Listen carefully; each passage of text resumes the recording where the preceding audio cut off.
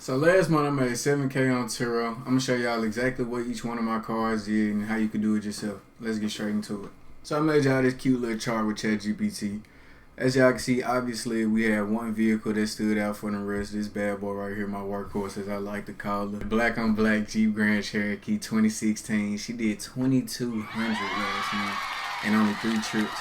I believe one person had it for 2 weeks, and I think it was a week apiece on the other 2 rentals. So definitely a great month for it. It was followed up by my 2018 Jeep Grand Cherokee. This bad boy got leather seats, sunroof, and everything. When I first bought it, I just knew it was gonna be doing better than this one, and that has not been the case, to say the least. I guess it's the black on black. I don't know what it is. But third, followed up by my 2019 Jeep Cherokee. It did 1,400 and only 8 trips last month. So, like I said, we did 7K last month. Obviously, that's not all profit. You have to take into account car notes, insurance, maintenance, cleaning supplies. But overall, we netted around 4,500 profit. So definitely a good month. But let's get into details a little bit more on the rest of these vehicles. So obviously, we got my Mercedes-Benz here. It did 6 trips and made $1,000, and my Tesla 3 trips made $800 basically, and my brand new car, these two brand new right here, as you can see, 6 trips and 3 trips. This bad boy right here, I put it on at the very end of the month for the last 2 days, and it got rented for 2 one-day trips, and it made $80 in that very little amount of time. So it's been doing well ever since it got on there, and I know it's gonna keep making money, so you already know what's going on with it. So obviously, as we can see, 3 Jeeps pop out at the top of the list. So obviously, my SUVs do very well to start the month off. As y'all can see, as I told you, I just put that one on there last. My vehicle class were obviously mainly SUVs and a couple luxury vehicles. I had a Corolla at the beginning of the year and it got totaled. It did extremely well, and that's what led to me getting 2 more now. Right. So let's go about my strategy and how I go about making sure I'm keeping my vehicles listed and getting the most out of them, right? So I've been taking the account of using dynamic pricing, and it's been doing very well, obviously, for my Jeep Grand Cherokee and obviously all of my Jeeps. But I have noticed with my Mercedes as well as my Tesla that their utilization hasn't been the best recently. Tesla actually has been alright. Specifically the Mercedes, I think it could be rented a lot more. I'm not mad at the amount of revenue that it's doing, but it could be on the road more, which would be making me more money.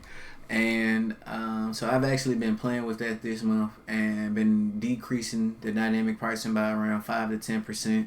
And it's actually led to the vehicle being rented much more often. So that's definitely a plus for sure.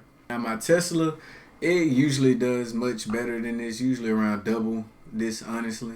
I'm not sure exactly what happened last month, maybe just a slow month, but I'm not mad at it either because I really don't want to go about lowering the price on it too much. Maybe, like I said, 10% or so, because it's not too much of a difference in the price, but it's a certain class of renters that I prefer renting that vehicle out. And my intuition is that it may have had something to do with there being a few more Teslas on the platform, but none of them got these new rims I just got on mine, so hopefully that keeps the bookings up. But I got there really for me, if I'm just being quite honest. But also, next thing you want to know, is my strategy for keeping my cars booked up. As you can see, all of my photos are taken in the same place. These obviously aren't, but obviously, as you can see, all these cars, the photos are taken in the same place. You really want to take it at this time of day with that nice natural dawn, daybreak.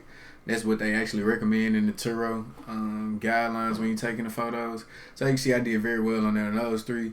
I actually did these 2 a little earlier, but I had just got these new rims on these cars, and I was just trying to get some new photos up on those. So I actually need to take new pictures on those 2.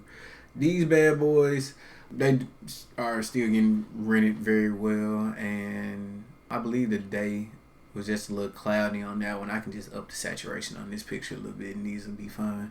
I think the day was just a little cloudy on those, but I probably can just up the saturation on it too, honestly.